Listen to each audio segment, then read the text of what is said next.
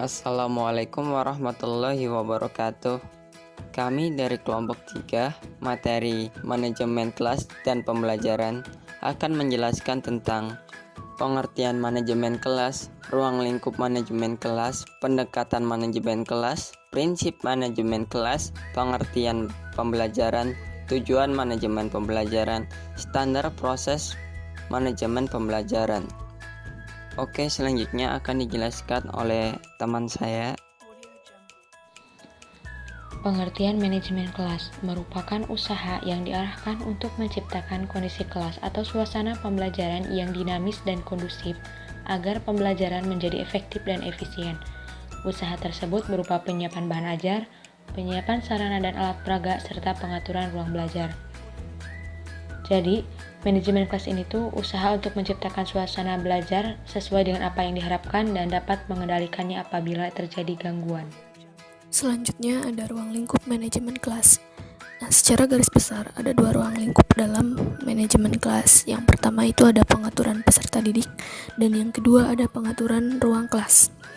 Nah, pengaturan peserta didik adalah bagaimana mengatur dan menempatkan peserta didik di dalam kelas sesuai dengan potensi intelektual dan perkembangan emosionalnya. Dalam pengelolaan kelas, kegiatan peserta didik itu meliputi yang pertama tingkah laku peserta didik, yang kedua kedisiplinan peserta didik, yang ketiga minat atau perhatian peserta didik, yang keempat kerjasama siswa. Nah, untuk pengaturan ruang kelas itu dapat didefinisikan sebagai kegiatan mengurus dan menata segala sarana belajar yang terdapat di dalam ruang kelas oleh guru. Nah, adapun beberapa pengaturan kelas yang harus diatur oleh guru. Yang pertama itu ada pengaturan tempat duduk. Pengaturan tempat duduk dapat mempengaruhi peserta didik dalam mencapai keberhasilan belajarnya. Nah, untuk itu tempat duduk harus bagus, tidak terlalu tinggi dan tidak terlalu rendah, tidak terlalu besar dan tidak terlalu kecil, tidak terlalu berat, bundar, persegi 4 panjang dan sesuai dengan postur tubuh peserta didik. Nah, yang kedua itu pengaturan media pendidikan. Media pendidikan adalah sekumpulan fisik yang digunakan oleh seorang guru untuk menyajikan materi pelajaran ataupun pesan yang dapat merangsang peserta didik untuk belajar. Nah, media pembelajaran itu ada yang bersifat materi atau alat keras, hardware pendidikan. Nah, sedangkan yang bersifat non-materi disebut sebagai alat lunak atau software. Nah, untuk hardware sendiri itu terbagi menjadi 3 kategori. Yang pertama ada kategori visual, yang kedua kategori audio, dan yang ketiga audio visual. Nah, untuk kategori visual sendiri itu bisa berupa papan tulis, poster, gambar, buku, foto, modul, lukisan, dan lain-lain. Nah, sedangkan yang kategori audio itu bisa berupa ucapan guru, radio, rekaman suara, serta yang lainnya. Sedangkan yang audio visual itu bisa berupa film, video, serta banyak contoh lainnya. Nah, sedangkan untuk software pendidikan itu bisa berupa keteladanan guru, kegiatan pembiasaan spontan, kegiatan pembiasaan rutin, pemberian perintah dan larangan, pemberian hadiah dan hukuman, serta yang lainnya. Nah, yang ketiga ada pengaturan ventilasi dan pencahayaan. Ventilasi harus cukup menjamin kesehatan peserta didik. Jendela harus cukup besar sehingga memungkinkan cahaya matahari masuk dan udara yang sehat juga bisa masuk ke dalam kelas. Nah, yang keempat itu ada pengaturan alat-alat pengajaran. Nah, pengaturan alat-alat pengajaran meliputi pengaturan semua sarana yang digunakan dalam proses belajar mengajar, baik yang langsung maupun tidak langsung. Nah, yang kelima, pemeliharaan keindahan kelas. Kelas yang indah dapat memberikan kesejukan dan kenyamanan bagi siswa dan guru dalam beraktivitas di kelas.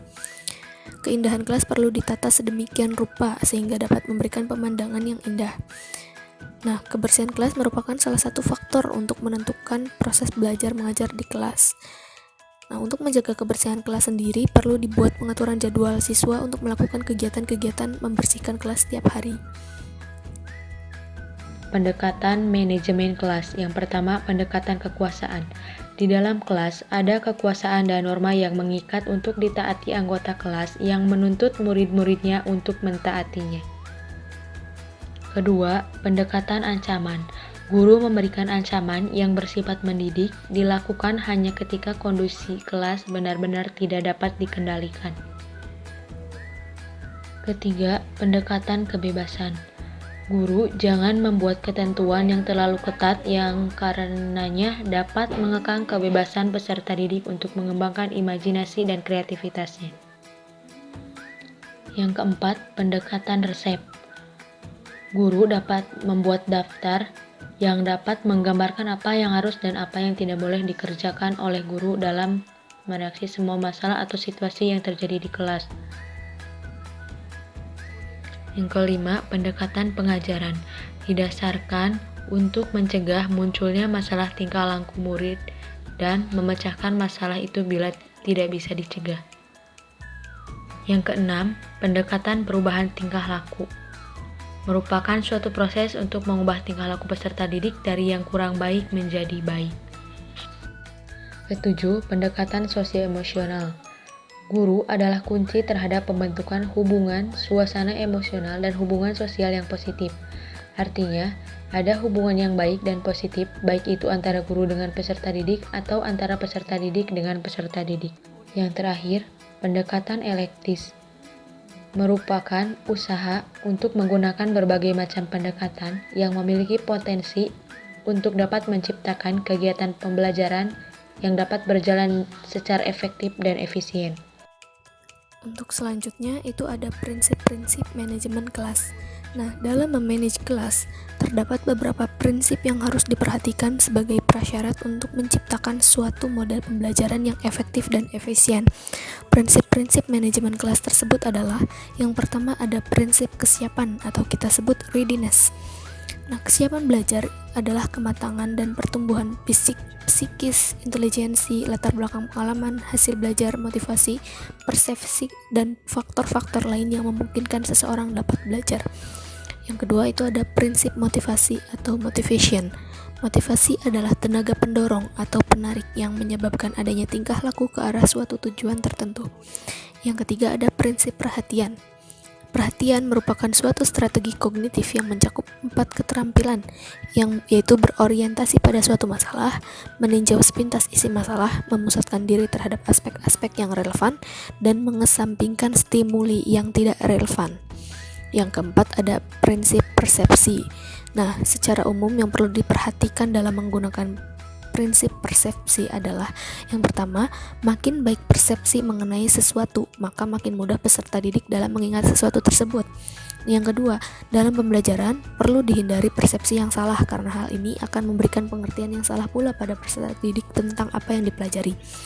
Nah, yang ketiga, dalam pembelajaran perlu diupayakan berbagai sumber belajar yang dapat mendekati benda yang sesungguhnya sehingga peserta didik memperoleh persepsi yang lebih akurat.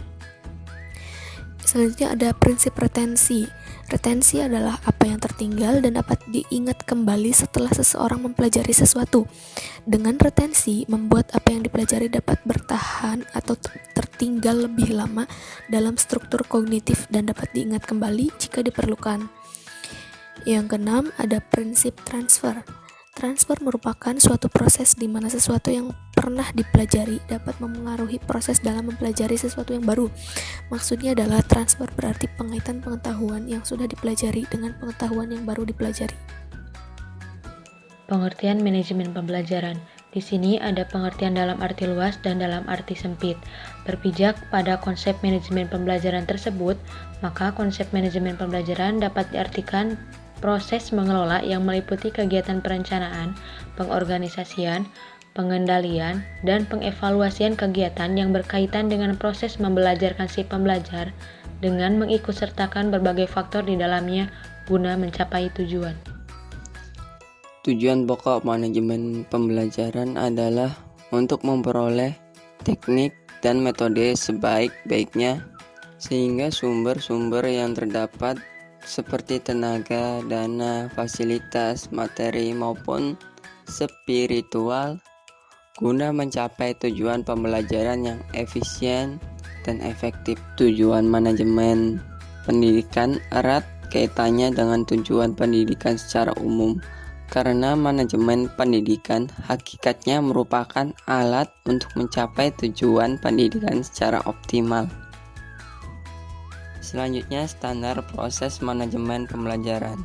Secara skematis, manajemen pembelajaran sesuai dengan Permendiknas nomor 41 tahun 2007 tentang standar proses. Prosesnya diantaranya 1. Perencanaan proses pembelajaran. Perencanaan proses pembelajaran meliputi silabus dan RPP, yaitu rencana pelaksanaan pembelajaran, yang memuat identitas mata pelajaran, standar kompetensi, kompetensi dasar, indikator pencapaian kompetensi, tujuan pembelajaran, materi ajar, alokasi waktu, metode pembelajaran, kegiatan pembelajaran, penilaian pembelajaran, dan sumber pembelajaran. Yang kedua, pelaksanaan proses pembelajaran. Terdapat pendahuluan, inti, dan penutup. Akan dibahas lebih lanjut di slide selanjutnya tentang tahap proses pembelajaran atau tahap pelaksanaan. Yang ketiga, penilaian hasil pembelajaran. Penilaian dilakukan oleh guru terhadap hasil pembelajaran untuk mengukur tingkat pencapaian kompetensi peserta didik, serta digunakan sebagai bahan penyusun laporan kemajuan hasil dan memperbaiki proses pembelajaran. Penilaian dilakukan secara konsisten, sistematik, dan terprogram dengan menggunakan tes dan non-tes dalam bentuk tertulis maupun lisan. Pengamatan kinerja, pengukuran sikap, penilaian hasil karya berupa tugas, proyek atau produk, portofolio, dan penilaian diri. Yang terakhir, pengawasan proses pembelajaran. Pengawasan dilakukan pada tahap perencanaan, pelaksanaan, dan penilaian hasil pembelajaran. Hasil kegiatan pengawasan proses pembelajaran dilaporkan kepada pemangku kepentingan tindak lanjut berupa pemberian penguatan dan penghargaan. Yang selanjutnya, tahap pelaksanaan. Tahap pelaksanaan terbagi menjadi 3, yaitu pendahuluan, inti, dan penutup. Yang pertama, pendahuluan. Pendahuluan merupakan kegiatan awal dalam suatu pertemuan pembelajaran yang ditujukan untuk membangkitkan motivasi dan memfokuskan perhatian peserta didik untuk berpartisipasi aktif dalam proses pembelajaran. Pendahuluan dalam proses pembelajaran diawali dengan berdoa bersama, mengabsen, mengatur tempat duduk siswa, mengatur seperangkat materi pembelajaran, dan mengatur sarana pembelajaran. Tahap kedua yaitu inti. Inti menurut Han terbagi menjadi 5, yaitu review, overview, presentasi, overseas, dan summary. Yang pertama, review. Review merupakan bagian awal dari pelaksanaan pembelajaran. Pada tahap ini, guru dapat menggunakan waktu sekitar 5 menit untuk menjajaki kembali materi sebelumnya. Tahap ini bertujuan agar guru dapat mengetahui tingkat pengetahuan, kemampuan, dan pengalaman siswa. Dengan mengetahui kemampuan awal dan kriteria siswa, akan mempermudah guru dalam pencapaian materi pembelajaran. Yang kedua, overview, artinya gambaran ikhtisar. Pada tahap tersebut, guru menjelaskan tujuan, sasaran pembelajaran, termasuk manfaat dan kegiatan dari pembelajaran materi yang diajarkan oleh guru. Guru menyampaikan pembelajaran secara singkat dan strategis yang akan digunakan dalam proses pembelajaran. Yang ketiga, presentation, yaitu tahap menyampaikan materi pembelajaran. Pada tahap ini, guru menjelaskan materi penting yang terkait dengan tujuan pembelajaran. Yang keempat, exercise, yang artinya latihan, yaitu proses untuk memberi kesempatan kepada siswa. Latihan dapat berupa soal yang kemudian akan dibahas secara bersama-sama. Adapun tujuannya yaitu agar siswa lebih memahami tentang materi pembelajaran yang diuraikan sebelum atau sesudah. Sebab guru harus mempersiapkan perencanaan pembelajaran. Yang terakhir, tahap summary merupakan tahap akhir dari pelaksanaan pembelajaran.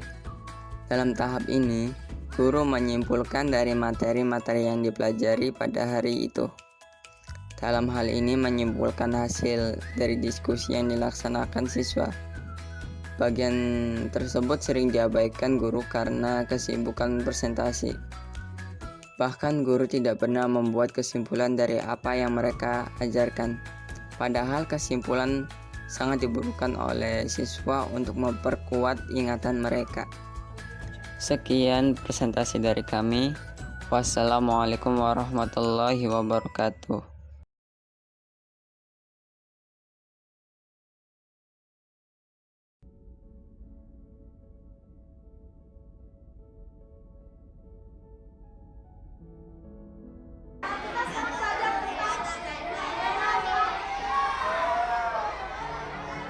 Kadang ribut, kadang susah untuk bikin mereka tenang gitu kan. Juga kadang susah juga sih cari manajemen apa yang bagus untuk mereka gitu.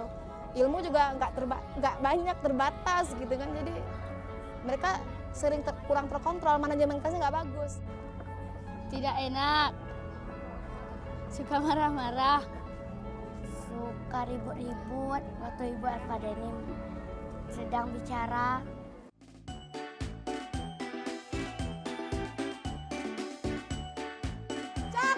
Coklat bisa. Bisa dengar Ibu semua? Oke. Ya, rang sang sang, guli guli guli guli, rang sang sang, rang sang sang, rang sang sang.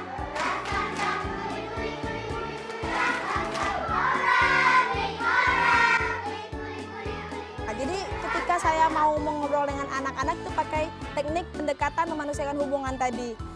Saya ngajak anak yel-yel dulu sebelum belajar, membuat permainan untuk pembentukan kelompok sebelum belajar.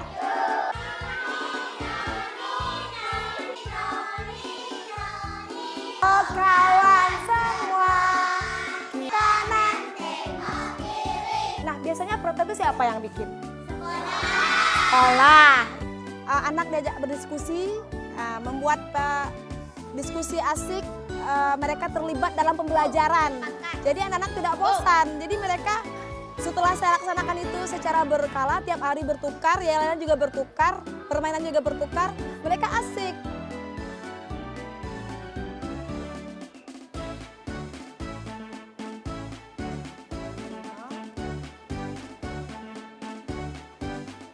Tapi setelah saya lakukan hal-hal yang saya aksi sebelum yang tadi itu, mereka itu lebih semangat belajar gitu. Dan kedatangan saya itu bagi saya itu sesuatu yang dinanti gitu bagi mereka.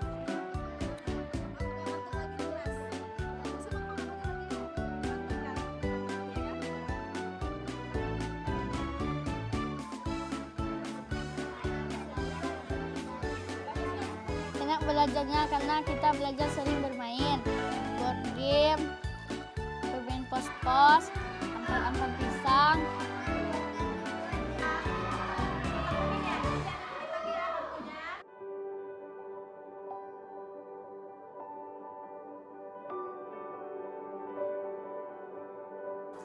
Saya mengucapkan terima kasih banyak buat kampus Guru Cika yang telah memberikan pelatihan kepada saya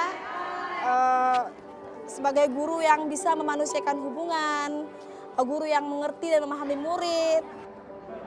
Alhamdulillah sekali kedatangan Cika di sini membuat perubahan buat saya, terutama anak-anak murid saya.